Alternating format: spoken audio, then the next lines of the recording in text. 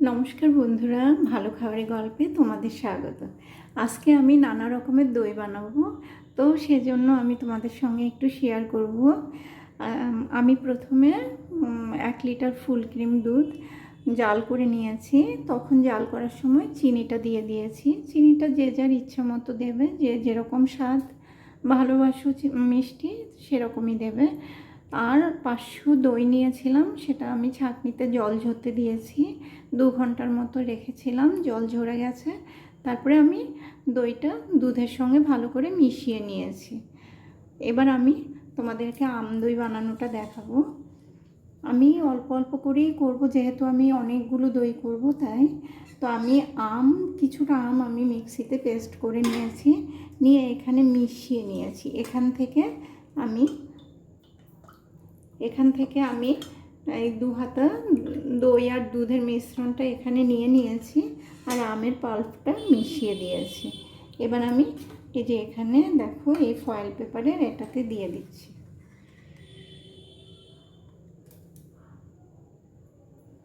বাস, আমি আর দেবো না। এবার আমি একটুখানি আমের কুচি দিয়ে দিচ্ছি। যখন এই যে খুব বেশি দেব না, ব্যাস।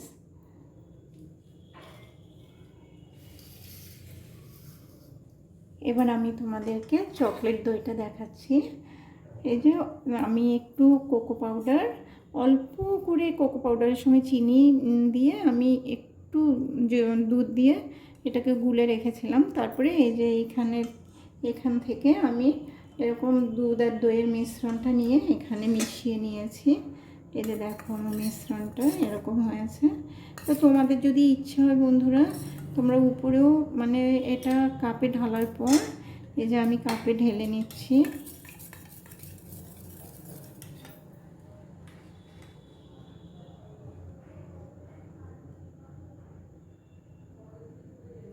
তোমরা এটার উপরে একটুখানি চকলেট গ্রেট করে ছড়িয়ে দিতে পারো, বা একটু কোকো পাউডার ছড়িয়ে দিতে পারো, আমি সেটা পরে দেব।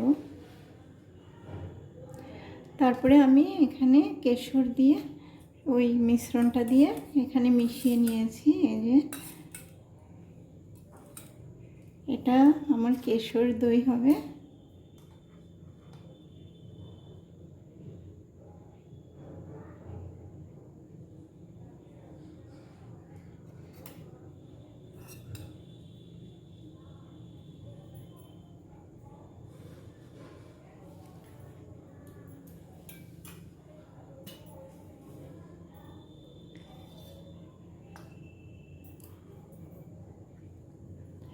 আর এখানে এখন তো স্ট্রবেরির সিজন না, সেই জন্য আমি এখানে স্ট্রবেরি ক্রাশটা নিয়ে নিয়েছি। তো এখানে এই মিশ্রণটা নিয়ে নিয়েছি, দুধ আর দইয়ের মিশ্রণটা নিয়ে আমি স্ট্রবেরি ক্রাশটা কিছুটা মিশিয়ে দিয়েছি এখানে। এই যে এইভাবে করলে খেতে ভীষণ ভালো লাগে স্ট্রবেরির দইটাও। তো আমি সেটা দেখালাম তোমাদেরকে। এটার উপরে একটুখানি স্ট্রবেরি ক্রাশ তোমরা দিয়ে দিতে পারো, দেখতেও ভালো লাগবে, খেতেও ভালো লাগবে।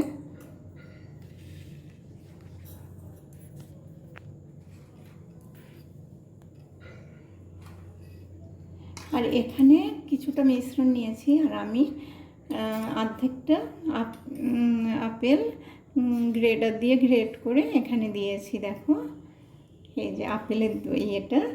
তোমরা যদি আপেলটা মুখে পড়লে তোমাদের যদি ভালো না লাগে, তোমরা তাহলে মিক্সিতে সেটা পেস্ট করে নিও, কিন্তু আমি একটুখানি গ্রেট করে দিলাম যাতে একটু বোঝা যায় যে আমরা আপেলের দই একটা নতুন জিনিস এটা খাচ্ছি, সেই জন্য।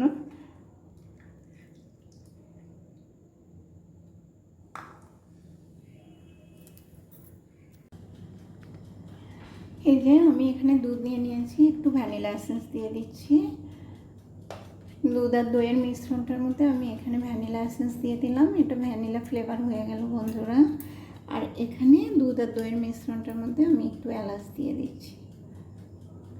তোমরা চাইলে এলাচটা দুধে ভালো করে মিশিয়ে একটু চেলে নিও, তাহলে এলাচটা মুখে পড়বে না। তো আমি এলাচটা এমনিতেই দিলাম। আর আমি ওভেনটাকে এই 5-7 মিনিট প্রিহিট করতে দিয়েছি। প্রিহিট করে তারপরে আমি এটাকে ওভেনে 10 মিনিট বেক করে নেব। এই যে বন্ধুরা দেখো, আমার দইটা হয়ে গেছে। আমি ওভেনে বেক করতে দিয়েছিলাম 180 ডিগ্রিতে। তো আমার 10 মিনিট না, আমার 15 মিনিট লেগেছিল। তারপর ঠান্ডা হওয়ার পরে আমি ফ্রিজে এটাকে 2 ঘন্টার মতো রেখে দিয়েছিলাম। তো দইটা খুব সুন্দর করে সেট হয়ে গেছে। এই দেখো, আমি একটা কেটে দেখাচ্ছি তোমাদেরকে। এই যে এটা আপেল দিয়ে যে বানিয়েছিলাম, আপেলের দইটা।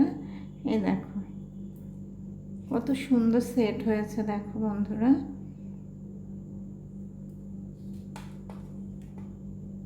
আর এটা হলো এই যে কেশর দেওয়া, দেখো কি সুন্দর সেট হয়ে গেছে। তো এমনি করে ওভেনেই বেক করে নেওয়া যায় দইটা। এটা খেতে অনেক টেস্টি হয়। তো আমাদের তো ভীষণই ভালো লাগে, এটা খেতে সত্যিই ভীষণ ভালো হয়। তোমরাও একবার ওভেনে এভাবে ট্রাই করে দেখো, আশা করি তোমাদেরও ভালো লাগবে। তো রেসিপিগুলো যদি ভালো লাগে, ফেসবুক থেকে দেখলে ফলো করো, আর ইউটিউব থেকে দেখলে সাবস্ক্রাইব করো, আর লাইক করো। আর তোমরা অনেক ভালো থেকো বন্ধুরা। Thank you.